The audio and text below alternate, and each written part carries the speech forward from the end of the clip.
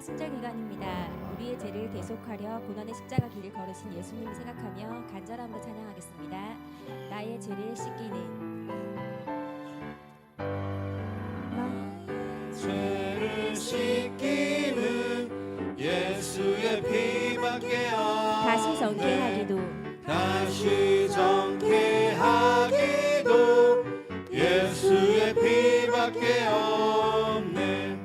예수의 흘린 피 날 희게 하오니 날 희게 하오니 귀하고 귀하다 귀하고 귀하다 예수의 피밖에 없네. 예수의 피밖에 없네. 나를 정케하기는 나를 정케하기는 예수의 피밖에 없네. 예수의 피밖에 없네. 사죄하는 증거도 사죄하는 증거도 예수의 피밖에 없네. 예수의 피밖에 없네. 예수의 흘린 피 예수의 흘린 날 희게 하오니 날 희게 하오니 귀하고 귀하다 귀하고 귀하다 예수의 피밖에 없네. 예수의 피밖에 없네. 나의 재속하기는 나의 재속하기는 예수의 피밖에 없네. 예수의 피밖에 없네. 나는 공로 없으니 나는 공로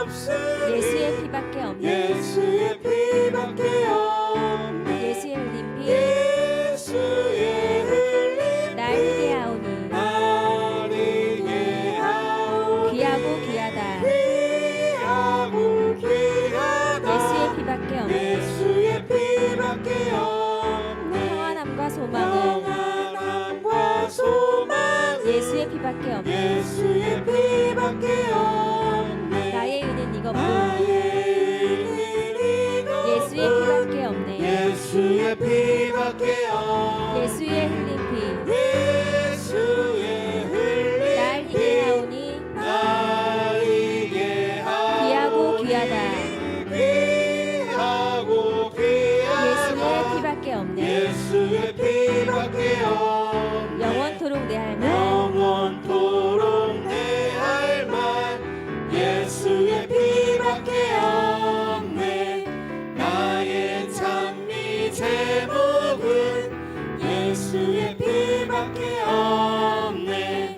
예수의 흘린 피 나리게 하오니 귀하고 귀하다 예수의 피밖에 없네. 나의 죄를 씻기는 나의 죄를 씻기는 예수의 피밖에 없네. 다시 정케하기도 예수의 피밖에 없네. 예수의 흘린 피 예수의 흘린 피 나리게 귀하고 하오니 귀하고 귀하다 예수의 피밖에 없네. 다음 찬양하겠습니다. 부족한 우리를 위해 고초당하신 주님은 오늘도 우리를 사랑하고 계십니다. 그 큰 사랑에 감사함으로 찬양하겠습니다. 만왕의 왕 내 주께서 만왕의 왕 내 주께서 왜 고초당했나 왜 고초당했나 이 벌레 같은 날 위에 이 벌레 같은 날 위해 그 보혈 흘렸네. 보혈을 십자가 십자가 십자가 내가 처음 볼 때 나의 맘의 큰 고통 사라져 오늘 믿고서 내 눈 밝았네. 참 내 기쁨 영원하도다. 주 십자가 못 박힘을 주 십자가 못 박힘은 속지 하나니까. 그 긍휼함과 그 은혜 말할 수 없도다. 십자가 내가 처음 보지 십자가 내가 처음 볼 때 나의 맘의 큰 고통 사라져. 오늘 믿고서 내 눈 밝았네. 참 내 기쁨 영원하도다. 늘 울어도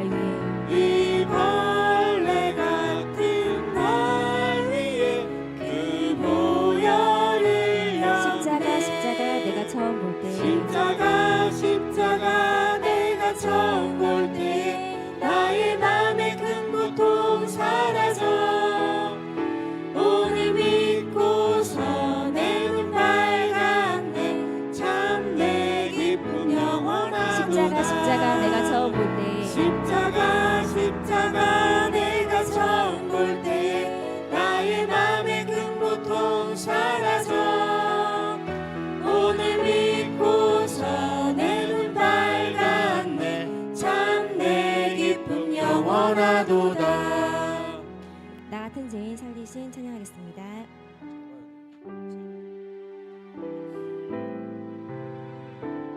나 같은 죄인 살리신 그 은혜 놀라워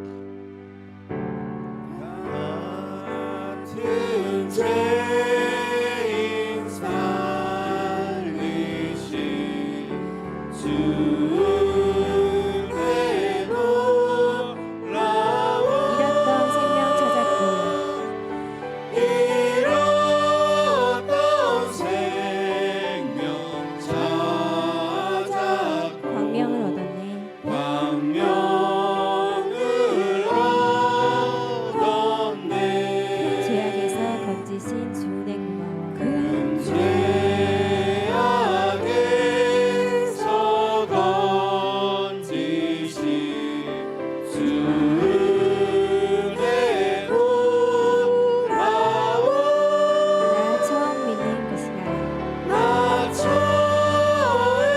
믿는 그 시간 귀하고 귀하다 귀하고 귀하다 이제껏 내가 산 것도 이제껏 내가 산 것도 주님의 은혜라 주님의 은혜라 또 나를 장차 본향에 인도해 주시리 거기서 우리 영혼이 거기서 우리 영원히 주님의 은혜로 해처럼 밝게 살면서 해처럼 밝게 살면서 주 찬양하리라 나 같은 죄인 살리신 나 같은 죄인 살리신 주 은혜 놀라워 잃었던 생명 찾았고 잃었던 생명 찾았고 광명을 나 같은 죄인 살리신 그 얻었네 은혜 놀라워 나 같은 죄인 살리신 주 은혜 놀라워 잃었던 생명 찾았고 잃었던 생명 찾았고 광명을 얻어 광명을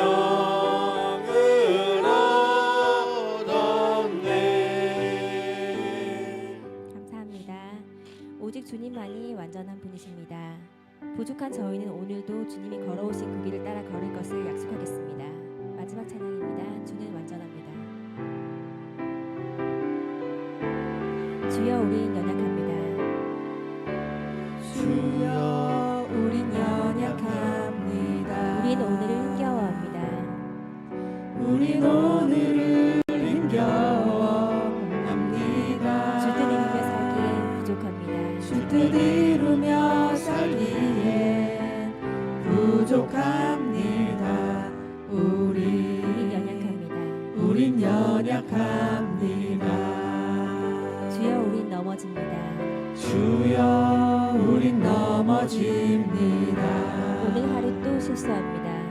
오늘 하루도 실수합니다. 주의 긍휼을 구하는 죄인입니다. 주의 긍휼을 구하는 죄인입니다. 우린 주만 바라봅니다. 주만 바라봅니다.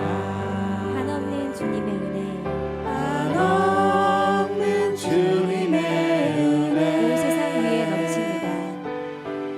온 세상 위에 넘칩니다. 가릴 수 없는 주 영광, 가릴 수 없는 주 영광 온 땅 위에 충만합니다. 온 땅 위에 충만합니다. 주님만 이기리오니 우린 그 길 따라갑니다. 우린 그 길 따라갑니다. 그날에 우리 이루실 그날에 우리 이루신 주는 완전합니다. 주는 완전합니다. 한없는 주님의 한없는 주님의 은혜 온 세상 위에 넘칩니다. 온 세상 위에 넘칩니다. 가릴 수 없는 주 영광, 가릴 수 없는 주 영광 온 땅 위에 충만합니다. 온 땅 위에 충만합니다. 주님만이 길이오니 주님만이 길이오니 우리 그 길 따라갑니다. 우린 그 길 따라갑니다. 그날에 우리 이루실 그날에 우리 이루신 주는 완전합니다. 주는 완전합니다. 감사합니다. 예배 준비하시겠습니다.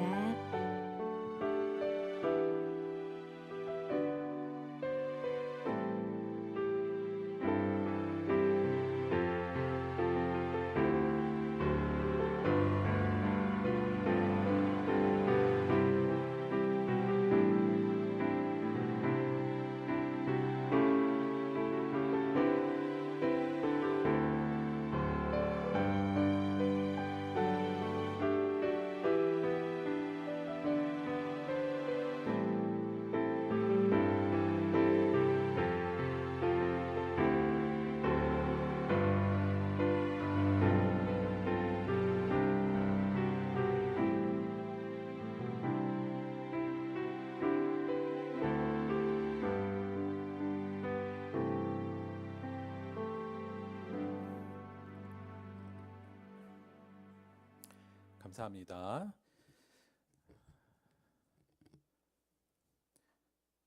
우리의 주인 되시고 우리의 아버지 되시는 하나님께 신령과 진정으로 경유하는 마음으로 예배드리도록 하겠습니다. 다 같이 묵도하심으로써 4월 6일 주일 예배 하나님께 올리겠습니다.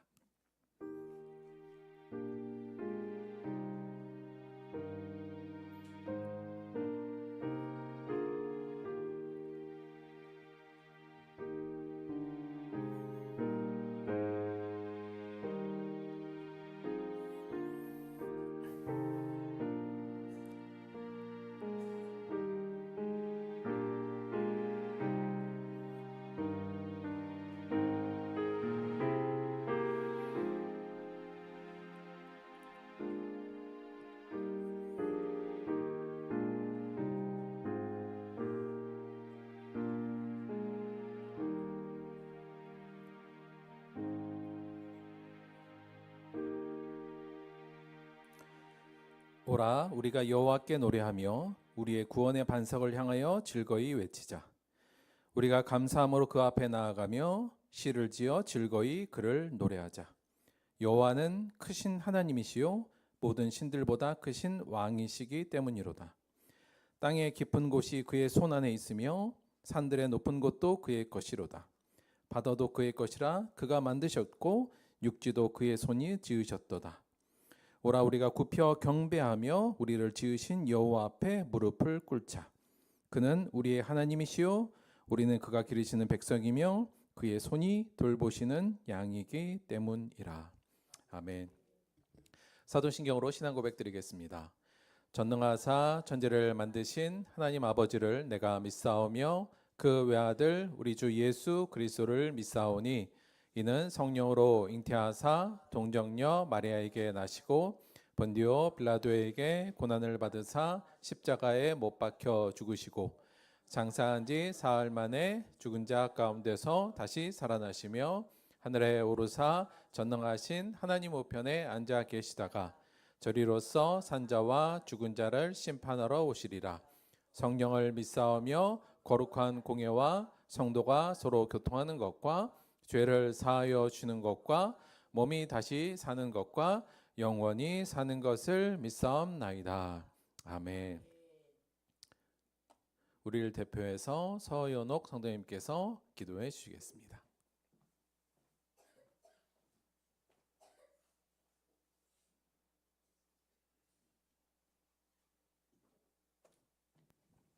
기도하시겠습니다. 살아서 역사하시는 하나님 아버지, 4월 첫째 주 예배로 인도하시니 감사합니다. 십자가의 사랑과 은혜를 입었지만 욕심 부리고 베풀지 못하고 미워하고 거룩하지 못했던 우리의 삶을 긍휼히 여겨주시고 주님의 보혈의 피로 정결케 씻어주시옵소서. 사순절을 지나고 있는 저희들, 온전히 예수님을 묵상하며 경건의 삶을 살아내지 못하고 나의 뜻대로 살아가길 원했던 시간들이었음을 고백합니다. 그럼에도 우리 주님은 주님의 계획 안에 우리 삶을 인도하시고 우리가 여전히 주님의 손 안에 있게 하심을 감사드립니다. 우리를 창조하시고 구원하시고 심판하시는 주님, 또한 조건 없이 사랑하시는 주님, 우리가 하나님의 종된 자들이며 큰 빚을 진 자들임을 기억하게 하여 주시옵소서. 하나님을 섬김에 있어 감사와 경외함으로 또 하나님이 기쁘게 받으시는 합당한 방식으로 섬겨야 함을 알게 하시니 감사합니다. 하나님은 사랑이시고 또 소멸하는 불이십니다. 세상적 두려움에 얽매이지 말고 심판자이신 하나님의 권위와 위엄 앞에 경건함과 두려움으로 섬기는 저희들이 되게 하여 주시옵소서. 이 나라와 민족을 긍휼히 여겨주시고 이끌어가는 이들 또한 하나님을 경외하게 하시고 하나님의 지혜도 허락하여 주셔서 어려운 이 시기를 잘 헤쳐나갈 수 있도록 인도하여 주시옵소서. 하나님을 경외하는 것이 지혜의 근본이요 거룩하신 자를 아는 것이 명철이니라 하신 말씀 꼭 기억하게 하시고 들벅교회 어린 자녀들이 이 말씀을 붙잡고 자라나길 소망합니다. 또한 우리 들벅교회가 하나님의 영광을 드러내고 복음을 전하며 이 땅에서 빛과 소금의 역할을 감당할 수 있는 교회 성도님들이 되기 원합니다. 세워주신 김도현 목사님과 가정 위에 축복을 더하여 주시고 주실 말씀을 사모하며 이 시간 예배드리게 하옵소서. 모든 찬양과 영광을 주님께 드립니다. 모든 말씀 우리를 사랑하시는 예수 그리스도 이름으로 기도드렸습니다. 아멘.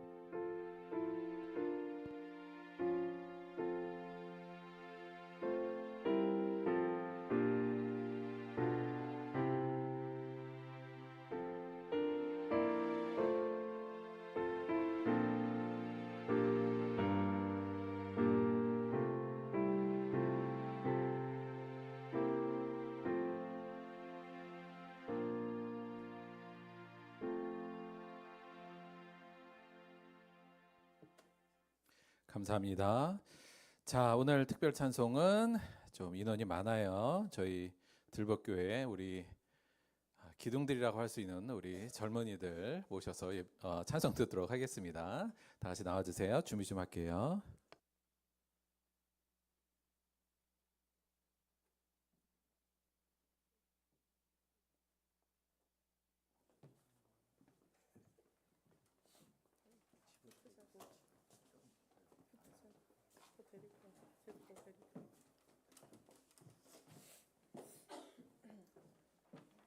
자, 차렷 경례.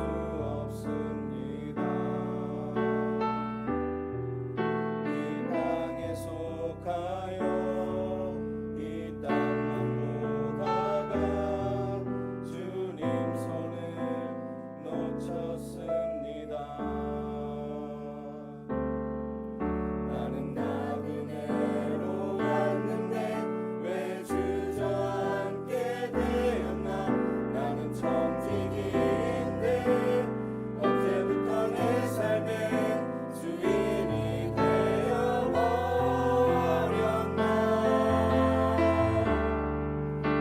믿음이 없이는 기쁘시기 못하나니 모든 수고도 다 헛될 뿐이라. 믿음이 없어서 무너진 삶의 모든 자리에 다시 주님을 기다립니다. 믿음이 없이는 기쁘시게 못하나니 고된 수고도 다 헛될 뿐이라.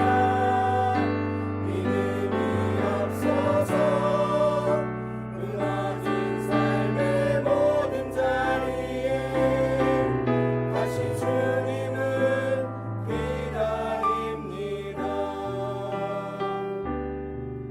다시 주님을 기다립니다. 다시 주님을 기다립니다.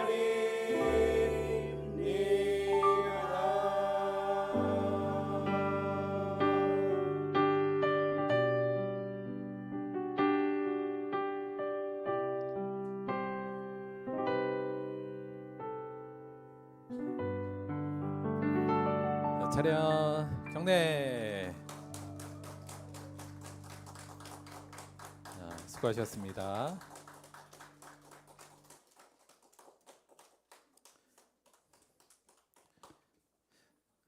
다른 분들은 좀 어쩔지 모르겠습니다만 저는 딱 요 그림이 너무 좀 마음이 좀 짠하네요.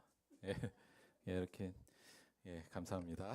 자, 잠시만요. 요거 방송 조금만 정리 좀 해볼게요.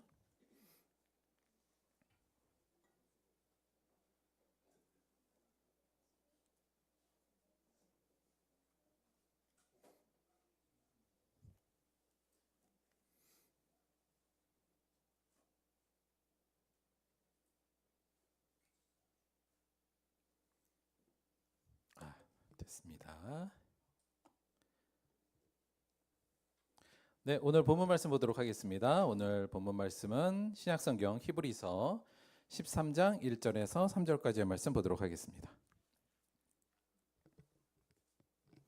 신약성경 368페이지 히브리서 13장 1절에서 3절까지의 말씀입니다.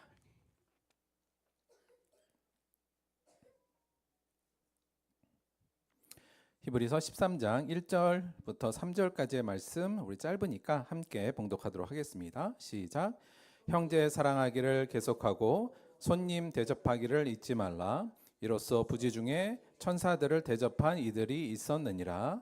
너희도 함께 갇힌 것 같이 갇힌 자를 생각하고 너희도 몸을 가졌은즉 학대받는 자를 생각하라. 아멘. 오늘은 히브리서 13장 1절에서 3절 말씀을 중심으로 섬김의 본질 이런 제목으로 하나의 말씀 함께 나누도록 하겠습니다. 여러분의 반응이 좋아서 군대 얘기 다시 한번 들어갑니다. 제가 군대 생활 중에 가장 큰 비상사태가 한 번 있었어요. 뭐였냐면 1996년 9월에 강릉에 무장공비 침투 사건이 있었습니다. 아마 기억하시는 분이 있을지 모르겠는데 북한군이 잠수함을 타고 내려오다가 걸려가지고 그러니까 좌초돼서 여기 있던 북한 군인 20 몇 명인가가 탈출해서 강릉 산지로 숨어든 사건이 있었어요. 실제로. 그러니까 제가 그때 군인이었고 소위장이었고 그랬으니까 이제 전군의 비상이 걸렸습니다. 근데 제가 근무하던 곳은 중서부라 동쪽이잖아요, 강릉은. 그래서 직접적이진 않았습니다만 실제로 북한 군인이 야산으로 돌아다녔고 이제 그걸 잡으려고 많은 군인이 투입되고 그때 사상자도 나고 그런 사건이 있었습니다. 그래서 굉장히 그때 이제 군인으로서는 저에게 굉장히 큰 비상사태였는데 요거보다 조금 더 큰 비상사태가 하나 있었습니다. 요거보다 몇 개월 전에 무슨 일이 있었냐면 제가 군대에 있을 때 1990년 4월에 새로운 사단장님이 취임한 거예요. 저희 사단에. 그러니까 사단장이라면 투스타거든요. 요즘 TV 보면 투스타, 쓰리스타가 되게 우습게 나오잖아요. 근데 군대에서 투스타는 하늘과 같은 존재입니다. 근데 사단장인데 이 사단장이 이제 교체가 된 거예요. 이제 교체가 되면 새로운 사단장님이 각 부대를 돌아다니고 이제 초도 순시 같은 걸 하잖아요. 근데 그때 이제 저희 대대가 맡고 있는 그 선점소대가 얼마 전에 말했던 거기가 이제 되게 전략적 요충지라 사단장이 거기를 방문한다는 겁니다. 대대만이 아니라. 문제는 그때 선점소대장이 누구냐? 저였어요. 재수없게. 원래 사단장을 방문하면 소대장은 얼굴도 볼 일이 없거든요. 근데 제가 선점소대장으로 가 있으니 거기를 방문한다니까 난리가 난 겁니다. 세상에 이렇게 재수가 없을 수가. 막 그래갖고 어떤 일이 벌어졌냐면 갑자기 난리가 났습니다. 그래서 어떠한 회의가 이루어졌냐면 저니까 선점소대장, 제 중대장, 그 다음에 대대에 있는 작전과장, 대대장님, 연대의 작전과장까지 모였어요. 높은 사람이 오니까 그래가지고 이제 뭐 책 잡히면 안 되니까 그래서 이른바 어떤 회의가 소집됐냐면 사단장님이 오신다 대비하라. 이제 이 회의가 열린 겁니다. 근데 저는 이때까지도 사단장이 한 번도 와본 적이 없어서 뭘 준비하는지 몰랐어요. 그런데 제가 이걸 대비하는 이 윗사람들을 보면서 정말 놀랐습니다. 그러니까 사단장님 한 번 오는데 정말 우리 그런 소리는 많이 들어보잖아요. 사단장 오면 난리 난다고. 근데 정말 난리가 났어요. 그래서 회의를 하는데 어떤 일이 있었냐면 일단 뭘 준비할까요? 사단장이 오신다 그러면 일단 이건 기본입니다. 그러니까 병사들의 군기를 확 잡고 청소를 열심히 시키는 건 아주 기본이에요. 근데 제가 정말 놀란 건 병사들은 이제 군기를 잘 잡아야 되거든요. 근데 이제 일정이 어떻게 했냐면 사단장님이 이제 저희 선전소대에 와서 식사를 병사들하고 같이 하고 훈시하고 이제 돌아가는 거였어요. 그러니까 이제 어떤 걸 훈련시키냐면 사단장님이 훈시할 때 태도, 자세를 이제 훈련시키는데 어떻게 시키냐면 정말 이래요. 사단장이 오실 때 여기 한 3, 40명 되는 소대원들이 말씀을 할 때 단 한 명도 시선을 사단장에서 띄면 안 돼요. 그리고 어떻게 훈련시켰냐면 눈알을 절대 못 돌리게 했어요. 그러니까 처음부터 끝까지 눈을 계속 쳐다보고 있어야 돼요. 근데 애들이 누구 한 명이 눈알을 움직인다? 난리가 나는 겁니다. 근데 제가 그걸 시켰거든요. 이렇게까지 시켜야 되고 그런데 그렇게 하래요. 그래서 했더니 자, 그러니까 내가 사단장이야. 지금 말한다. 다 주목해봐야 돼. 주목하면 눈이 전체적으로 쫙 오잖아요. 3, 40명이. 그런데 그중에 누가 눈알 하나를 살짝 흔들어서 시선이 딴 데 가면 그게 보이더라고요. 그러니까 절대 시선을 못 움직이게 만드는 거예요. 그러니까 이제 군기 바짝 든 모습을 보여줘야 된다는 거죠. 그래서 막 절대 눈알 돌리면 안 돼. 막 난리가 난 겁니다. 그거 훈련시키고 청소는 뭐 말할 것도 없었어요. 문제는 그 다음부터인데 그 다음부터 모든 정보력을 통틀어서 뭘 알아보기 시작했냐면 새로 오신 사단장님의 성격과 지휘 철학이 뭐냐 이걸 이제 파악해야 돼요. 그분이 뭐 체력을 중시한다 이러면 막 운동기구 갖다 놔야 되고 이분은 청결을 중시하는 분이야 이러면 막 난리가 나는 거예요. 청소에. 그러니까 그런 거 알아야 되니까 다 정보력을 통해서 이분이 전에 계셨던 곳을 다 연락을 해서 이분이 어떻느냐 지위가 어떠냐 막 이런 걸 다 물어보고 더 나가서 이분의 고향과 출신 이런 걸 다 알아야 돼요. 또 알아서 이분이 혹시 취미는 뭐고 특기는 뭐냐 특히나 피는 담배는 뭐냐 88이냐 뭐냐 뭐 이런 거 그게 맞춰서 갖다 놔야 되니까 그 음주 스타일 그리고 나중에 알아본 게 뭐냐면 그분의 종교가 뭐냐였어요. 종교도 알아야 돼요. 근데 야 새로운 사장님 종교가 뭐래? 기독교랍니다. 그랬더니 갑자기 난리가 난 거예요. 기독교래. 야 김중희 너 신학과 출신이잖아. 이렇게 된 거예요. 네 그렇습니다. 그랬더니 사장님이 오셔서 다 같이 식사를 할 때 네가 대표 기도를 하라는 거예요. 군대에서요? 제가 군대에서요? 그랬더니 하라는 거예요. 군대에서 뭔 대표 기도 무조건 해. 그래갖고 제가 또 명문으로 막 사장님이 실제로 오셨어요. 연대장부터 쭉 서 있잖아요. 이렇게 툭 하고 저는 맨 마지막에 서 있고 사장님 타 와서 악수 한 명씩 하고 옵니다. 그럼 막 대령 한무개 막 끝에 저는 어떻게 되겠어요? 이등병 저리 가라죠. 막 중위 여간 그게 됐고 결국 진짜 그러더라고요. 그래서 그 대대장님이 소개하면서 우리 선조소회장이 신학과 출신입니다. 그래서 식사 대표 기도를 해도 되겠습니까? 그랬더니 사장님이 그래 뭐 이래갖고 대표 기도하고 여간 잘 넘긴 기억이 있습니다. 근데 정말 사단장 한 명 방문했는데 숨을 못 쉬었어요. 숨 못 쉬게 정말 긴장했던 하루였던 것 같습니다. 근데 그걸 겪으면서 제가 야, 이 상관, 특히 이 무서운 사람을 섬기는 자세와 태도에 대해서 되게 많이 좀 깊이 생각했어요. 야, 이 정도까지야? 라는 생각. 근데 사실 병사들에게는 큰 의미가 없지만 이 군인 장교들에게는 그분이 군 생활의 상사 여타를 쥐고 있는 분이잖아요. 그러니까 이제 이분에 대한 어떤 이러한 태도는 그러니까 충분히 이해가 갑니다. 이게 잘못 보이면 난리가 나기 때문에. 그래서 야, 이 정도까지 해야 돼라는 걸 느꼈지만 와, 정말 이렇게까지도 대비하고 섬길 수가 있구나라는 것을 그때 좀 느꼈던 것 같아요. 여러분, 만약에 예수님이 다음 주에 우리 예배에 참석하신다면 자, 다음 주에 예수님이 우리 예배에 참석한다고 한번 생각해 봅시다. 자, 뭐 준비해야 될 것 같아요? 제가 볼 땐 대거 온라인으로 빠지지 않을까 싶긴 한데 무서워서. 자, 만약에 다음 주에 예수님이 좋아, 다음 주에 들벗교회 내가 예배 한번 참석하러 온다 그러면 우리 뭐 준비하면 될까요? 자, 일단 뭘 준비를 하려면 말씀하신 것 같이 알아야 돼요. 이분이 뭘 좋아하고 이분을 어떻게 섬기는 게 맞는지 이분에 대한 정보가 있어야 되잖아요. 우리는 그 정보가 충분히 있습니까? 하나님은 어떤 분이고 그분은 뭘 좋아하시고 그분이 우리에게 원하시는 건 뭔가 등등에 대한 정보가 우리에게 명확히 있어야 제대로 대비할 수 있겠죠. 문제는 이 문제가 있습니다. 이건 좀 다른 얘기지만 이 얘기를 한번 해볼게요. 인간이 하나님을 온전히 아는 것은 불가능하다. 이 명제입니다. 여러분, 우리가 뭐 하나님은 어떤 분이에요? 예수님은 어떤 분이에요? 이런 얘기 우리가 늘 하죠. 또 새신자 교육을 하거나 하면 그런 얘기를 우리가 쭉 합니다만 근본적으로 인간이 하나님을 온전히 아는 것은 불가능하다. 이 명제는 오랫동안 이어져 온 얘기입니다. 왜 우리가 하나님을 온전히 아는 게 불가능하냐면 근본적으로는 존재론적인 간극의 차이가 있기 때문이에요. 그러니까 하나님은 그냥 그분은 이 온 우주를 만드시고 한마디로 말하면 무한하신 분인데 우리는 굉장히 유한한 존재잖아요. 그분은 창조주고 우리는 피조물이며 우리는 딱 요 3차원의 세계에 살지만 그분은 이 차원을 초월하는 분이시잖아요. 원래 하나님과 우리는 근본적으로 존재적인 간극이 어마어마합니다. 따라서 그 간극의 차이와 함께 우리 인간의 인식에 한계가 있어서 아무리 얘기해도 우리가 하나님을 온전히 아는 건 사실은 불가능하다. 이게 기본적인 전제입니다. 우리가 하나님을 신앙하는 사람 입장에서 하나님의 입장에서는 하나님은 이 온 세계 사상과 온 우주를 지배하시고 통제하시고 만드신 분이잖아요. 그분에게 있어서 우리가 속한 지구는 정말 모든 바다에 있는 물방울 하나보다도 작은 존재가 우리이지 않습니까? 그러니까 사실은 우리가 하나님을 그런 존재가 안다는 건 불가능한 거예요. 그래서 성경에서도 욥기에서 보면 이런 말이 있어요. 내가 하나님의 오묘함을 어찌 등이 측량하며 전능자를 어찌 등이 완전히 알겠느냐.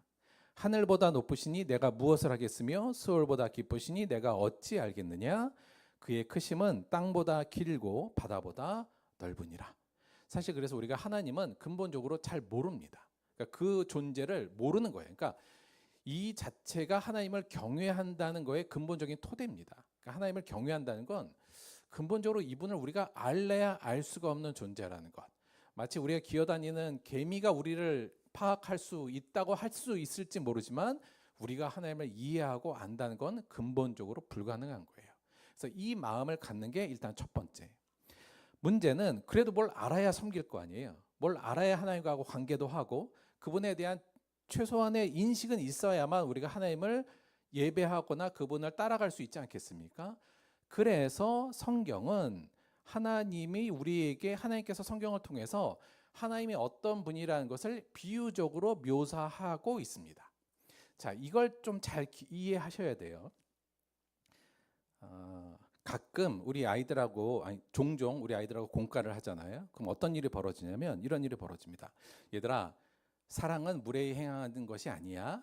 그러면 한 명이 물어봐요. 목사님, 물에가 뭐예요? 물에는 물에는 생선을 이렇게 자르고 야채를 넣고 물을 넣어서 먹는 게 물회고 물에는 이렇게 시작돼. 물에는 예의가 없다는 건데 이렇게 얘는 뭐예요? 이렇게 물어요. 얘는 뭐냐면 사람과 사람 사이에 마땅히 지켜야 될 뭔데 이렇게 막 설명하잖아요.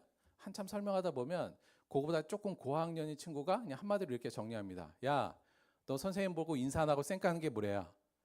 이렇게 얘기를 해요. 그러면 얘가 아 그래? 이렇게 이해가 갑니다. 이제 이제 그런 식으로 아이들하고 얘기가 될 수밖에 없잖아요. 이 아이는 무례라는 개념을 몰라요. 예절이라는 개념도 모르는 상태에서 제가 계속 얘기를 하니까 모르면 그 아이의 시선에 맞게 그렇게 알려줄 수밖에 없다. 그래서 그냥 야 선생님한테 인사 안 하고 쌩까는 걸 무례라 그래. 그러면 아이가 일단 알아듣습니다. 애들이 그냥 그러고 나서 뭐라 그러냐면 아 목사님 이렇게 쉬운 걸 어렵게 말해요. 막 그게 무례야, 그게 무례라고. 맞는 얘기지만 내 앞에서 그렇게 얘기한 게 무례라고 막 이제 막 이런 얘기를 하면서 설명을 하는데 아이들이 없는 개념을 가지고 설명하는 게 굉장히 어렵잖아요. 자, 만약에 한 3, 4살 되는 아이한테 목사를 어떻게 설명해 주면 좋을까요? 목사님 어떤 분이에요? 이렇게 하면 여러분 뭐라고 설명해 줘요? 목사란 뭐 신학교를 나오고 뭐 등등 하고 뭐 목회하는 사람 못 알아듣잖아요. 그냥 그때 이렇게 얘기해 주면 어느 정도 알아들을 수 있을 것 같아요. 뭐냐면 목사님은 야 우리 아파트에 아파트 관리하신 분들 있지. 아파트 주민들의 안전과 편의를 위해서 봉사하신 분, 노력하신 분 있잖아. 그런 분이야 라고 얘기하면 어느 정도 이해는 될 수 있을 것 같아요. 맞죠?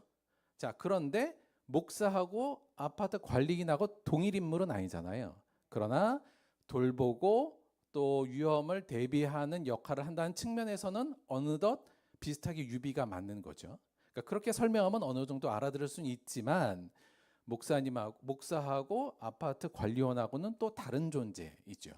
자, 무슨 얘기를 하려면 성경에서도 우리가 못 알아들으니까 하나님이 어떤 존재인지를 알 수 없으니까 비유적으로 하나님을 묘사한다는 얘기입니다. 근데 그 묘사하는 방식이 우리가 알아들을 수 있는 방식으로. 자, 그 알아들을 수 있는 방식으로 하나님을 성경은 설명하는데 크게 2가지의 특징으로 설명을 해요. 뭐냐면 첫째는 그 하나님은 초월적인 분이라는 측면. 그러니까 그분은 권위가 있으시고 높으시고 우리와는 전혀 다른 초월성을 가지신 분이라는 측면을 강조하고 이야기하고 싶어 하고요. 또 그분은 어떤 분이냐면 그럼에도 불구하고 우리를 정말로 사랑하시는 분이라는 것을 설명하는 게 성경에서 하나님을 우리에게 설명하는 가장 중요한 2가지의 특징이에요. 자, 그러면 하나님이 정말 초월적인 분이고 권위 있다는 분으로 설명하기 위해서 그분을 우리가 아는 개념으로 어떤 개념으로 설명을 하면 좋을까요? 그때 설명하는 개념이 이런 거예요. 창조자, 왕, 주, 하나님 혹은 심판자 이런 단어들. 특징으로 보자면 그는 거룩하신 분이며 그분은 전지전능하신 분이다. 요 내용들, 요런 특징들이 하나님을 초월성을 드러내는 비유적인 표현입니다. 다시 말하면 하나님은 사실 원래는 창조자보다도 훨씬 큰 개념이고 왕보다도 훨씬 큰 개념이에요. 심판자보다도 훨씬 큰 개념의 그 무엇인 더 높으신 분인데 우리가 그분의 초월성과 권위를 인정할 수 있는 단어들 심판자, 주인, 왕 이런 단어를 통해서 그분은 거룩보다 훨씬 크신 분이고 전지전능으로 묘사할 수 없는 분이지만 우리가 이해할 수 있는 이 정도의 언어로 하나님께서 우리를 드러내신다는 거죠. 무슨 의미인지 이해하시죠? 자, 그럼 하나님이 친밀성을 우리에게 그분이 정말 우리를 사랑하신다는 걸 드러내기 위해서 쓰고 있는 표현 방법은 뭘까요? 성경에서 그게 이런 거예요. 아버지 혹은 목자 혹은 신랑 혹은 친구 이런 식으로도 표현을 하죠. 그래서 그분이 우리를 돌보시고 그렇게 큰 분이 우리를 돌보시기도 하고 우리를 정말 사랑하신다는 것을 표현해내는 비유의 방식이 아버지, 목자, 신랑, 친구 이런 거란 얘기입니다. 그러니까 하나님이 정말 양을 치는 건 아니잖아요. 그 양이 목자가 양을 돌보는 것 같이 우리를 돌본다는 거죠. 자, 그런데 이 2가지, 이 초월성과 친밀성 2가지를 우리에게 알려주기 위해서 이런 유비를 쓰는데, 자, 요거의 비율은 어느 정도 될 거예요?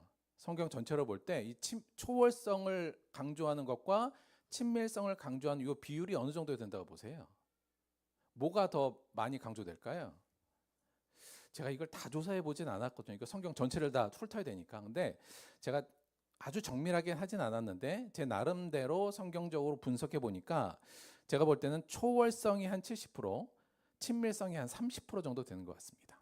물론 여기서 횟수는 그러니까 왜냐하면 구약은 좀 압도적으로 초월성이 좀 많고요. 신약은 친밀성이 강조되는데 그렇다고 초월성이 무시되지도 않습니다.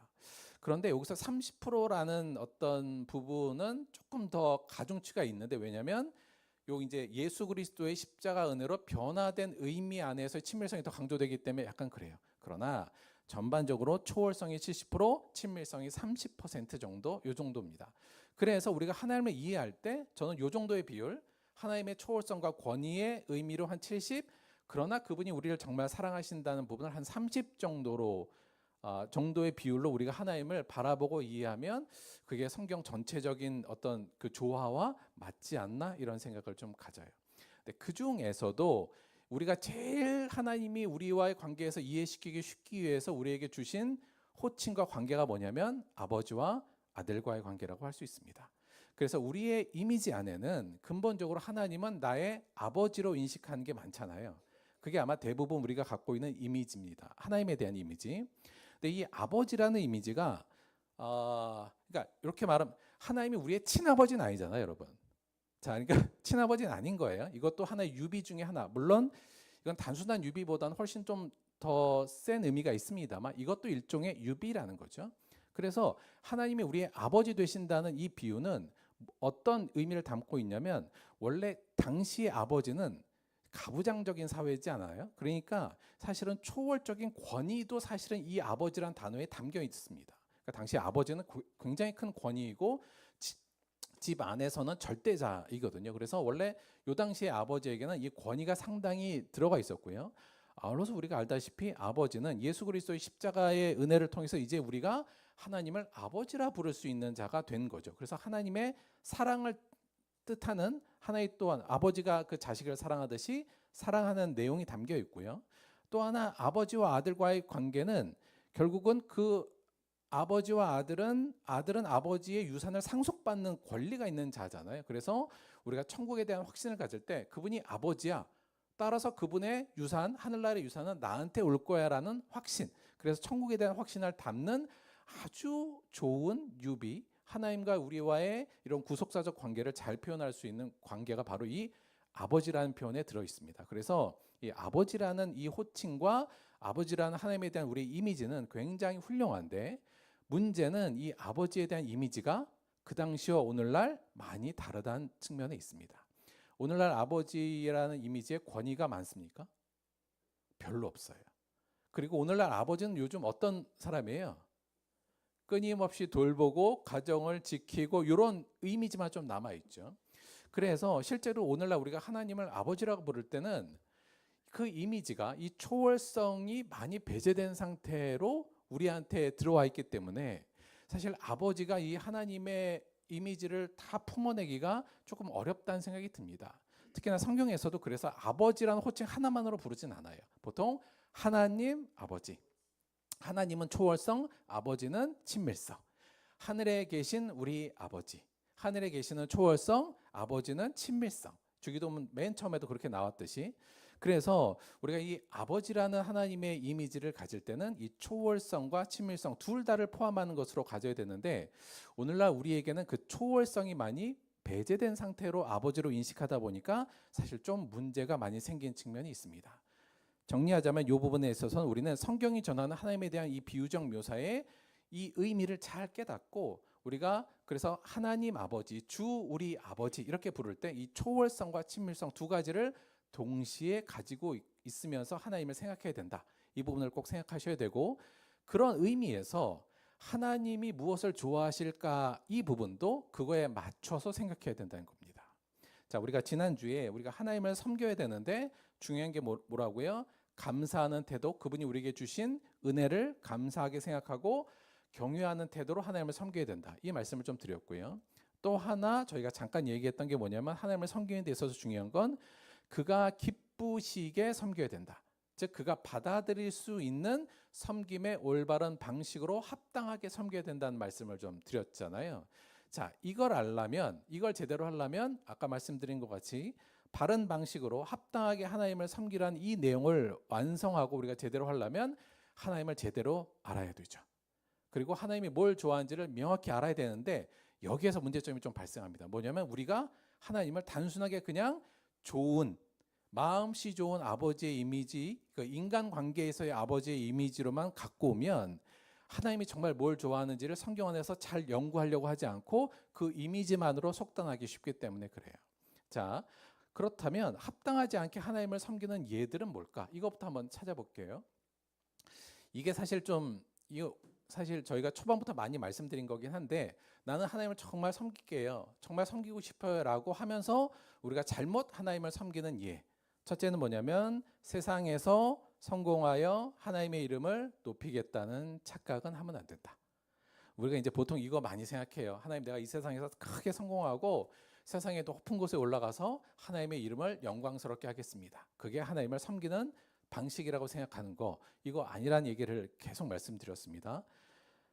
너희는 하나님과 재물을 겸하여 섬길 수 없다. 이게 한마디로 말하면 이 부분을 예수님께서 말씀하신 거고, 성경에 이 부분이 너무 많이 나와 있어서 사실은 더 반복하기도 뭐 필요 없다고 생각하는데, 우리가 흔히 아는 요셉과 다니엘 이런 사람들이 이방 세계에서 높은 자리에 갔다고 그게 그들을 칭찬한 게 아니라, 그들은 이방 세계에서도 크리스찬의 정체성을 잘 지켰던 것 때문에 성경에서 유명한 거지, 세상 이방 나라에서 성공했기 때문이 아니거든요. 그리고 우리가 신학에 보면 특히 세상에서 성공하면 좀 위험하다, 조심해야 된다는 얘기는 많아도 세상에서 성공하면 하나님이 기뻐하신다는 얘기는 사실은 아예 없어요. 그래서 근데 우리는 우리의 진짜 인간 아버지는 내가 세상에서 성공하면 어떻게 돼요?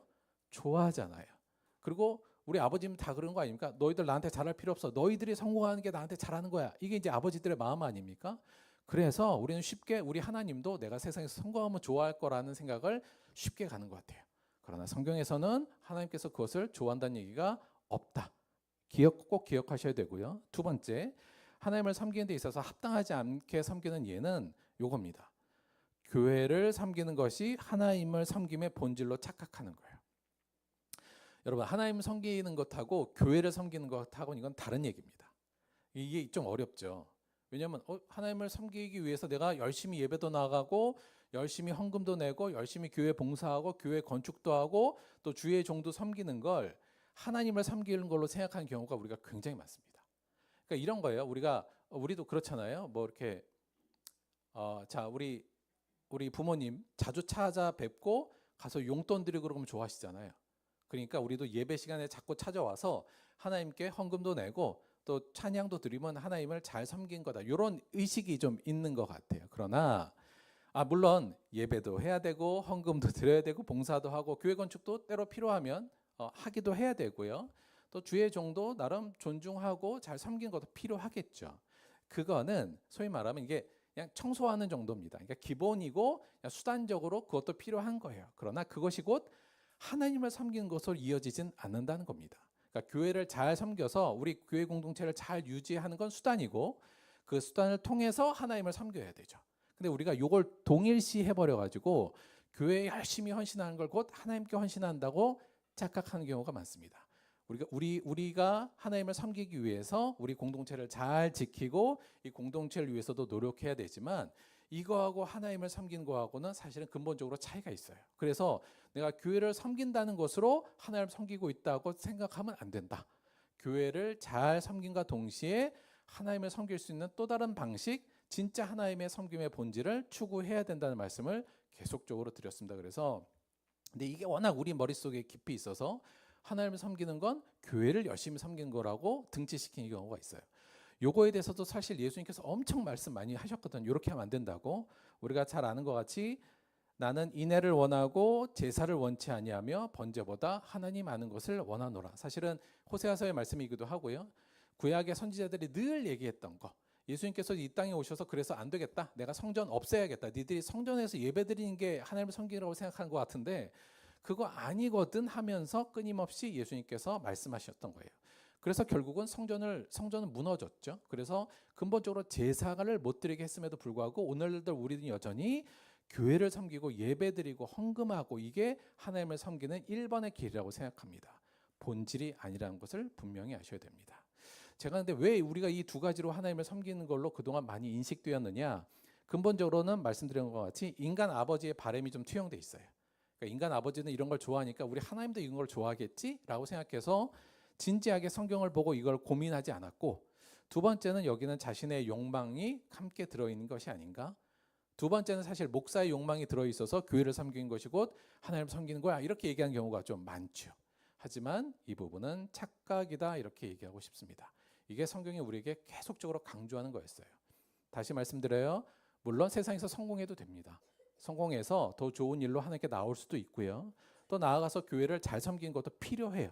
그러나 그것이 하나님을 섬김의 본질로 우리에게 제시되어 있지 않다는 겁니다. 다른 얘기로 하면 이것만 해내면 하나님께서 자기를 섬김을 기쁘시게 받지는 않으신다는 거예요. 정말 하나님이 기쁘시게 받는 섬김이 무엇인지를 알고 그걸 행해야 된다는 거죠. 자, 그럼 하나님께서 정말 받으실 만하고 기쁘시게 섬길 수 있는 그 길은 뭐냐? 그게 오늘 13장부터 나와 있는 이야기입니다. 거기에 첫 번째가 오늘 저희가 본 본문 말씀이에요. 형제 사랑하기를 계속하고 손님 대접하기를 잊지 말라. 이로써 부지 중에 천사들을 대접한 이들이 있었느니라. 너희도 함께 갇힌 것 같이 갇힌 자를 생각하고 너희도 몸을 가졌은즉 학대받는 자를 생각하라. 이게 하나님을 섬길 수 있는, 하나님을 기쁘시게 섬기는 근본적인 본질의 내용입니다. 자, 일단 이 문장 전체적으로 한번 분석해 볼게요. 일단 동사가, 이 문장의 구조가 굉장히 간단해요. 동사가 딱딱딱 보이죠. 첫째, 계속하고 잊지 말고 생각하라인데, 이 생각하라는 기억하라 정도가 좀 더 의미가 맞는 것 같아요. 그래서 계속해라, 잊지 말아라, 기억하라. 이게 세 가지의 동사가 나왔고요. 거기에 있는 목적어로 뭘 계속하라고요? 형제 사랑하기를 계속하고, 뭘 잊지 말라고요? 손님 대접하기를 잊지 말고. 무엇을 생각하라, 무엇을 기억하라? 함께 학대받는 자, 갇힌 자를 생각하라. 이제 이렇게 나왔죠. 간단하죠. 그리고 손님 대접할 때 약간의 부연 설명에 대한 것이 따라 붙어요. 그래서 손님 대접을 잊지 말아라. 이로써 천사들을 대접한 자도 있다. 그리고 학대받는 자를 기억해라. 함께 학대받고 갇힌 것 같이, 네가 마치 그랬던 것 같이 그들을 기억하고 생각해라. 이렇게 나옵니다. 문장적으로는 어려운 게 없고요. 근데 여기 주어가 빠졌잖아요. 주어는 생략되어 있죠. 주어는 뭘로 넣으면 될까요? 물론 여기 3절에 너희도 해서 너희라는 말이 나오잖아요. 근데 그것을 우리가 앞에 문맥하고 연결시킨다면 주어는 하나님을 섬기는 그리스도인은 이렇게 주어를 달면 될 것 같아요. 하나님을 섬기겠다고 이야기하는 그리스도인들은 뭘 계속하라고요? 형제 사랑을 계속하고, 뭘 잊지 말라고요? 손님 대접을 잊지 말고, 뭘 기억하라고요? 학대받고 갇힌 자를 기억하라. 지금 이렇게 나와 있습니다. 오늘은 그 첫 번째 이야기만 좀 더 집중적으로 해볼게요. 자, 하나님을 섬기는 거에 있어서 가장 핵심적인 본질은 형제를 계속 사랑하라. 형제 사랑하기를 계속하라. 이제 이 부분으로만 저희가 이야기를 하는 겁니다. 형제 사랑을 계속하라. 이거 무슨 의미일까요? 하나씩만 조금씩 깊이 들어가 볼게요. 여기서 형제는 뭘 의미할까요? 형제. 우리 형제 사랑, 우리 예전에 공부 많이 했어요. 필라델피아. 필라델피아.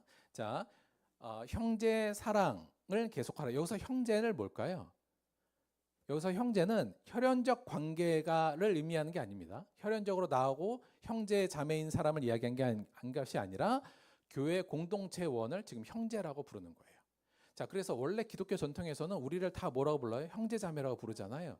왜냐하면 아버지가 하나니까. 그리고 우리는 모두 다 형제자매로 이야기하게 돼 있습니다. 그래서 여기에 형제란 인간관계, 그러니까 혈연적 관계가 아니라 교회 공동체원인데, 여기서 이 호칭 자체에 사실 큰 의미가 있습니다. 이 의미 자체의 의미는 뭐냐면 사실은 이 내용이 포함되어 있어요. 뭐냐면 혈연적 이기주의를 사실은 넘어서란 얘기입니다. 우리가 사실 모든 어떤 갈등과 사실 많은 것 중에 이 부분이 있어요. 혈연적 이기주의. 내 자식, 내 부모, 내 가족, 이 부분이요. 그러니까 이거에 대한 이기주의가 사실은 모든 갈등의 중심부에 있을 만큼 우리에게는 이 혈연적 관계에 대한 이기주의적 본능이 우리들에게는 있습니다. 이게 사실은 아무리 서로 사랑하려고 해도 그 부분을 끊어내는 하나의 큰 선처럼 우리에게 있는 겁니다. 사실 그래서 그리스도인들은 사실은 이 혈연적 이기주의를 사실은 넘어선 게 필요합니다. 예수님께서 말씀하신 거 여러분 기억하시죠? 예수께서 대답하여 이르시되 누가 내 어머니며 내 형제들이냐 하시고, 누구든지 하늘에 계신 내 아버지의 뜻을 행하는 자가 내 형제요 자매요 어머니니라. 물론 여기서 내 가족을 무시한 건 아닙니다. 여기서는 내 가족이라고 특별한 우선권을 주는 것이 아니라 예수 안에서 우리 모두가 다 가족이라는 것을 예수님이 말씀하신 거예요. 그래서 근본적으로 그리스도인이 하나님을 섬기는 자로서 가져야 될 생각 중에 정말 어렵지만 혈연적 이기주의를 넘어서는 관점이 매우 필요합니다. 그러니까 이게 우리 안에 도사리고 있으면 어느 순간은 그게 갈등의 요소로 우리에게 벗어나니까요. 그래서 언제든 말씀드렸지만 우리 교회 안에 모든 사람을 내 자식처럼, 내 형제처럼, 내 부모처럼 바라보는 거, 그게 사실 교회 공동체의 가장 중요한 특징 중에 하나거든요. 그래서 여기서 형제란 말 자체 혈연적 이기주의를 넘어서는 게 우리에게 꼭 필요하다. 특히나 하나님을 섬기는 자에게서는 이 허들을 넘지 않으면 진정으로 하나님을 섬기기가 어렵다는 점을 생각하시면서 일단 혈연적 이기주의를 넘어서야 되고요. 자, 여기서 계속하라라고 돼 있잖아요. 계속하라. 여기에 담겨져 있는 의미는 뭐냐면 지금 늘 하고 있었던 건데 계속하라는 거예요. 그래서 이게 사실은 당시 교회의 가장 중요한 중심 가치였다는 것을 우리에게 의미합니다. 당시 교회에서 이게 그냥 중심 가치였어요. 교회란 가장 핵심적으로 해야 될 일이 뭐예요? 형제를 사랑하는 것. 더 나아가서 혈연적 이기주의를 넘어서 모두를 다 형제로 바라보면서 사랑하는 것이 당시 교회가 가졌던 가장 핵심적인 가치였다는 것을 여기서 우리가 드러내 볼 수 있는 거죠. 근데 생각해 보면 당시가 오히려 축복받은 시대가 아니었나라는 생각이 듭니다. 왜 그러냐면 여러분 당시 시대는 예수를 믿는다는 건 결국 세상에서 성공할 수 없다는 거였거든요. 그러니까 세상에서 성공한다는 것 자체를 생각을 아예 안 하죠. 그리고 교회를 크고 교회가 잘 되기를 바라지도 않았습니다. 왜냐하면 교회가 커지면 오히려 발각돼서 사람들한테 협박받고 핍박받을 일이 많으니까. 그러니까 교회를 키우겠다는 생각도 당시에는 사람들이 없었어요. 그러니까 뭐에 집중해요? 예수 그리스도의 가르침에 집중했고 그 가르침의 핵심인 서로 사랑해라. 이거에 사실은 사람들이 집중했습니다. 그런데 오늘날은 훨씬 예수를 믿기 환경이 좋아졌는데 우리가 눈에 신경 써야 될 것이 너무 많아져서 오히려 예수님의 가르침의 중심을 벗어나는 것이 아닌가. 여간 당시에는 이 당시의 중심 가치가 바로 이 형제 사랑이었다는 것을 요 계속하라에서 나오고요. 결국 우리가 형제 사랑을 계속하라의 핵심은 예수님의 가르침인 서로 사랑을 행하는 것. 이것이 예수님을 섬기고 하나님을 섬김의 핵심이라는 것을 또 알 수 있습니다. 한 가지 더요. 자, 그러면 당시의 교회 공동체를 다 형제로 보라고 했잖아요. 그리고 다 같은 그들을 서로 사랑하라고 했는데 당시의 교회 공동체의 구성원들은 어떤 식으로 되어 있었을까요? 이게 굉장히 우리하고 현재하고 좀 달랐습니다. 지금은 우리가 뭐 다 같은 대한민국 국민이고 여기에 대부분 다 대한민국 사람이고 사는 것도 물론 좀 차이가 있습니다만 비슷비슷할 수 있잖아요. 근데 당시의 교회는 유대인과 이방인, 또 당시에는 주인과 노예, 종, 또 남자, 여자 서로 차별이 심했던 이러한 각각의 사람들, 또 사회적 계층으로 서로 다른 사람들, 정치적으로 다른 사람들이 다 한데 모였던 거예요. 그 사람들을 형제로 바라보고 서로 사랑하라는 게 이 내용의 더 중추적인 핵심이라는 거죠. 그래서 이 얘기는 뭐냐면 나와 다른 이들, 나와 생각이 다르고 피부도 다르고 인종도 다르고 사회적 지위도 다르고 어찌 보면 물리적인 특징도 다 다르지만 그들 모두 다 하나님의 사랑 안에서 하나님의 사랑을 받는 사람이란 입장에서 그들 모두에 대한 차별이 없는 사랑을 하라는 게 이 형제 사랑을 계속하라의 또 중심적인 내용입니다. 그래서 형제 사랑을 계속하라. 이 부분에 있어서 이 차별 없는 사랑을 하는 것, 나와 다른 일을 수용하고 그들을 용납해 줄 수 있는 게 매우 중요한 거예요. 성경에서도 이 부분이 굉장히 강조되는데 너희는 유대인이나 헬라인이나 종이나 자유인이나 남자나 여자나 다 그리스도 예수 안에서 하나니라. 사도 바울이 그렇게 강조했던 내용이고요. 이게 형제 사랑의 중심 내용이고요. 또 주 예수 그리스도를 믿는 믿음을 너희가 받았으니 사람을 외모로 취하지 말라. 너희가 만일 외모를 따라 사람을 차별하면 죄를 짓는 것이니라. 야고보 사도도 이렇게 얘기했죠. 그래서 형제 사랑은 단순히 그냥 교회 사람들끼리 친목을 잘 둬야 이게 아니라 나와 정말 다른 사람들, 당시 유대인과 이방인은 거의 원수였거든요. 그런 사람들이 교회 안에 모인 거예요. 당시에 여자는 사람이라고 취급하지도 않았어요. 카운트도 안 했습니다. 사람의 수에. 아시죠? 남자가 여자를 무시하던 시대예요. 그러나 그 여자를 존중하라는 얘기고요. 또 당시에 주인과 종은 한 자리에 있을 수가 없어요. 당연하지 않습니까? 그런데 그 사람들이 한 곳에 모여서 서로 성찬을 나누고 하나님의 말씀을 듣는 거 당시에게 굉장히 어려운 가치관의 혼돈이지만 그 속에서 하나님의 이 형제 사랑을 지키기 위해서 그 모든 선들을 다 철폐하고 하나 되는 것, 이게 바로 형제 사랑을 계속하라의 의미이고 그것이 하나님을 섬기는 1번으로 제시하고 있는 중요한 내용이라는 겁니다. 그래서 형제 사랑을 계속하라는 것은 다른 식으로 얘기하면 선 없이 모든 사람이든 내가 차별의 선을 다 없애고 그들을 사랑하라는 얘기가 바로 이 형제 사랑을 계속하라가에 담겨 있는 의미이고요.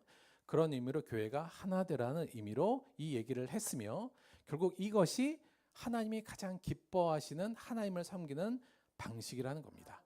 이게 조금 더 확장되면 뭐예요? 너희 원수를 사랑하라. 예수님의 이 말씀이에요. 그래서 여러분 그냥 하나님을 어떻게 섬기면 좋아요? 하나님 기뻐하시는 건 뭐예요? 예배드리러 나오는 거 좋아하시죠? 헌금 내는 것도 뭐 좋아하실 겁니다. 그리고 여러분이 뭐 세상에서 잘 나가서 어디 가서 저는 예수 믿는 사람이 얘기하는 거 좋습니다. 그것도 좋은데요. 하나님이 알았어. 그건 됐고 이거는 이렇게 하신 게 뭐예요? 너희는 지금 네 원수를 사랑하고 있니? 네 주변에 있는 모든 사람을 한 형제로 바라보고 선 없이 차별 없이 그들을 사랑하고 있니?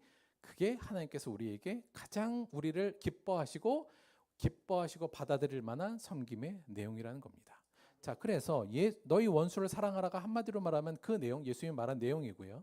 우리가 잘 아는 것 같이 이 사랑의 본을 보인 이 섬김의 본의 가장 핵심적인 건 누굴까요? 다 아는 것 같이 예수님.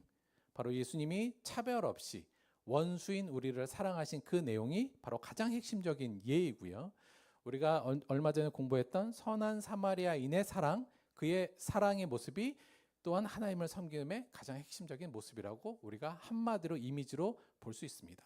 하나만 더 말씀을 드리면 우리나라에 있었던 아주 좋은 예, 저는 손영원 목사님 얘기할 수 있을 것 같아요.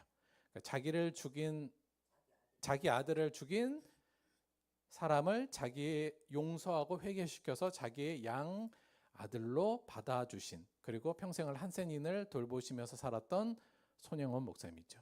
그분이 9가지의 감사, 손영원 목사님의 9가지의 감사라는 감사가 굉장히 유명한데 7가지의 내 아들 죽인 원수를 회개시켜 아들 삼고자 하는 사랑하는 마음을 주신 하나님께 감사합니다. 형제의 사랑의 핵심을 보여주시고 실천하신 것이 또한 손영원 목사님이 아니었나 싶습니다. 하나님은 예수님의 이러한 하나님 섬김을 기뻐하셨습니다.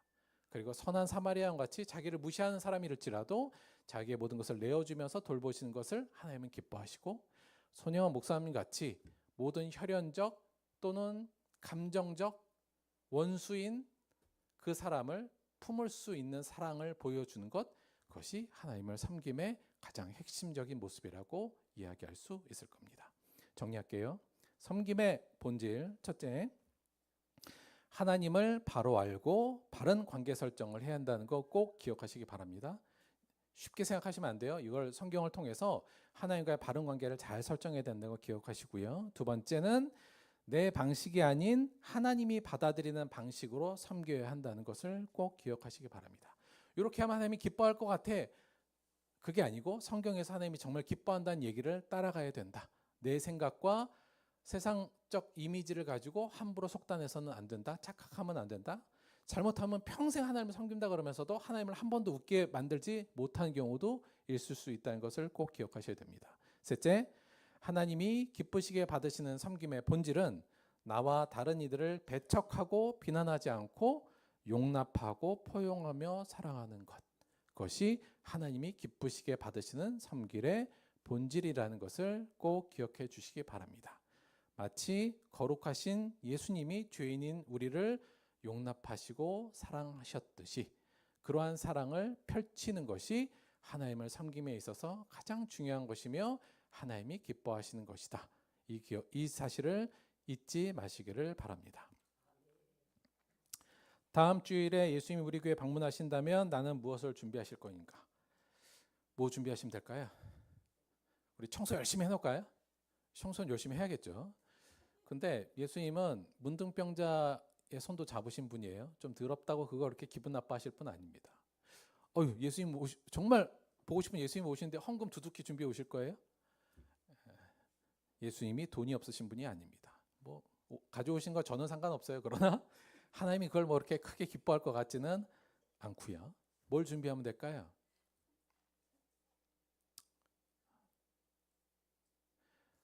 우리가 예수 안에서 하나 되고 우리 공동체가 서로를 정말 형제처럼 생각하면서 위하고 용납하고 서로 사랑하는 모습과 마음으로 이 자리에 우리가 나온다면 그것이 우리가 예수님을 대비할 수 있는, 예수님이 가장 기뻐하실 수 있는 모습이 아닐까 싶습니다.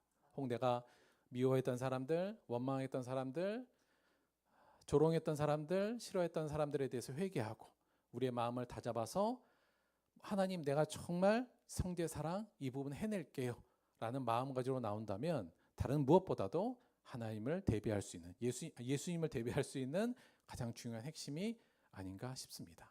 마지막으로 이 부분을 조금만 말씀드려 볼게요. 사실 손영원 목사님 얘기를 들어보면 여간 자기 자식을 죽였잖아요. 근데 그 사람을 회개시켜서 자기를 아들로 받아들인다면 우리가 이런 생각이 좀 들 수가 있어요. 아, 그분 정말 뭔가 특별한가 보다. 우리가 생각해도 말이 안 되잖아요. 그래서 참 이분은 대단하신 분이다 싶었는데, 제가 이분이 쓴 자기 이제 글 중에 이런 글이 있어요. 십자가 생활에 불충분한 나를 위하여. 본인이 쓰신, 자기에게 쓴 글인데 제가 한번 읽어볼게요. 행복해지기를 원하면서 의를 위하여 고통당하기를 꺼려하는 사람, 땀도 흘리지 않고 눈물도 뿌리지 않고 피도 쏟지 않으면서 많은 행복을 탐욕적으로 원하는 어리석은 사람 중에 혹시 내가 첫째가 아닌가 반성해 본다. 가난을 아내로 삼고 고통을 선생으로 삼고 자연을 친구로 삼는 것이 진정 행복하고 기쁜 생활이 아니더냐. 내 몫에 매인 십자가 내가 어찌하면 좋겠는가. 기쁘게 지고 나아가리라. 너는 십자가 지기를 꺼리지 말라. 손혜원 목사님도 우리와 똑같은 사람이었습니다. 이분도 행복해지고 싶고 어려운 길은 가지 않고 행복을 탐욕적으로 원하는 사람이었던 그런 마음이 들 수 있는 분이었죠. 그분이 어떻게 그렇게 할 수 있었는가. 오늘 보면 자기에 대한 이런 겸허한 마음, 자기 자신을 제대로 볼 수 있는 이 마음과 함께 기쁘게 나의 십자가를 지겠다는 그분의 결단의 마음이, 그리고 그를 도우신 성령님이 그 행위를 하게 하지 않았을까? 저는 그렇게 생각합니다. 예수님이 다음 주에 오신다면 저는 물론 다른 것도 다 좋지만 전 이 마음을 갖고 온다면 하나님이 기뻐하실 것 같습니다. 하나님, 제가 하나님을 정말 기쁘게 섬길 만큼의 실력이 없습니다.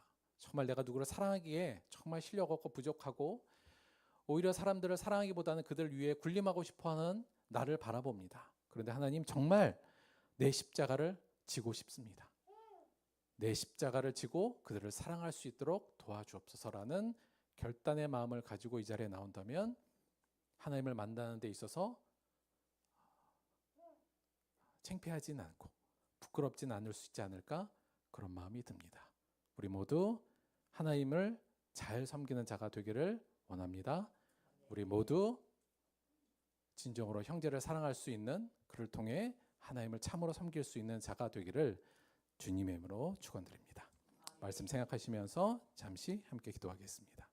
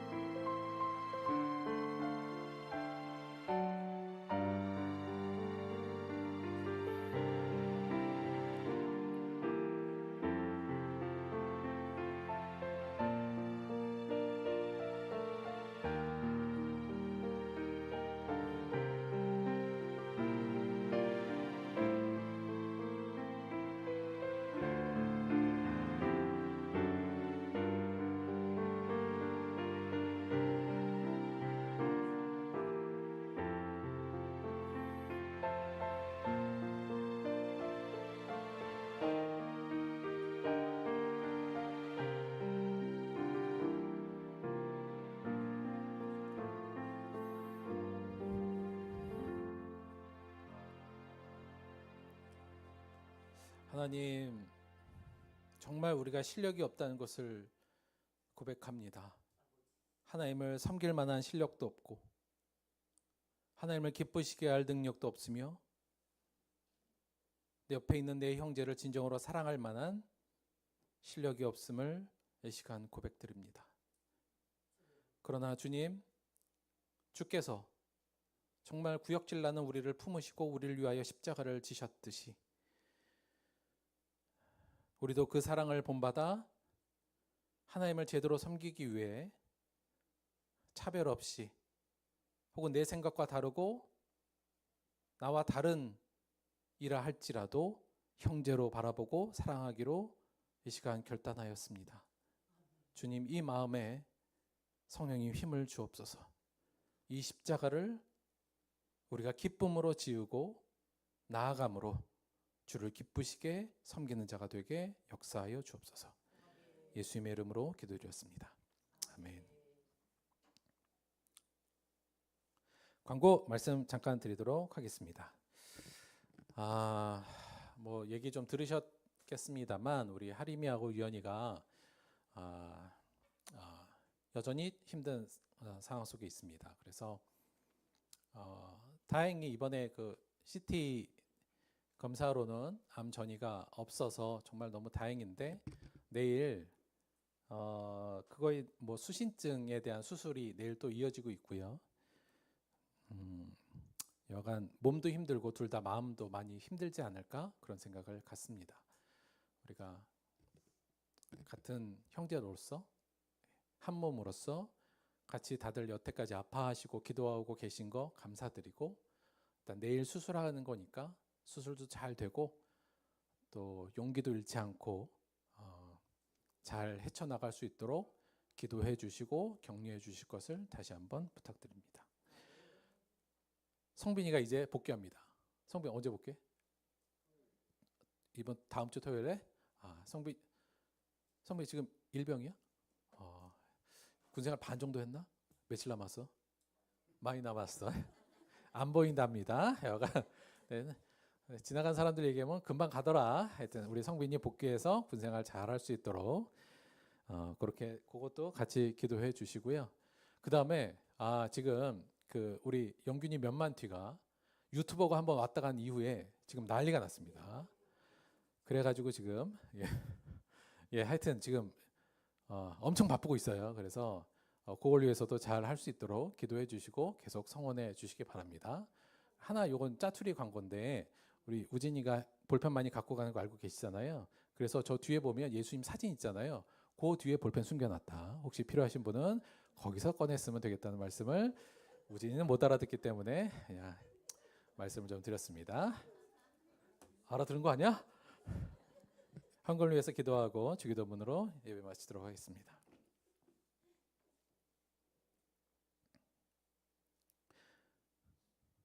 우리의 상상으로는 헤아릴 수 없는 하나님께서 우리를 사랑하신다는 것이 얼마나 큰 은혜인지를 깨닫게 하여 주옵소서. 상상할 수 없는 그분이 우리를 위하여 온갖 수치와 모욕을 당하며 십자가를 지셨다는 사실을 기억하게 하여 주옵소서. 그리고 그분을 섬기는 것은 우리도 그의 길을 따라가는 것을 잊지 않게 하여 주옵소서. 주여, 우리들에게 실력과 힘을 주셔서 우리에게 다가오는 모든 사람을 사랑할 수 있는 능력을 허락하여 주옵소서. 그리하여 우리가 가는 그 곳곳에 예수 그리스도의 그 사랑이 전파될 수 있도록 역사하여 주옵소서. 그걸로 예수님을 섬기는 자가 되게 인도하여 주옵소서. 우리에게 큰 은혜를 주신 하나님께 감사하여 예물로 드렸습니다. 예물이 쓰이는 모든 곳에 이 하나님의 무한한 사랑이 전파되게 도와주시고 드린 손길마다 축복하셔서 하나님의 사랑 안에 평안을 누릴 수 있도록 역사하여 주옵소서. 예수님의 이름으로 기도드렸습니다. 아멘. 함께 주기도문 하겠습니다. 하늘에 계신 우리 아버지여, 이름이 거룩히 여김을 받으시오며 나라가 임하시오며 뜻이 하늘에서 이루어진 것 같이 땅에서도 이루어지이다. 오늘 우리에게 일용할 양식을 주시옵고 우리가 우리에게 죄 지은 자를 사하여 준 것 같이 우리의 죄를 사하여 주시옵고 우리를 시험에 들게 하지 마시옵고 다만 악에서 구하시옵소서. 나라와 권세와 영광이 아버지께 영원히 있사옵나이다. 아멘.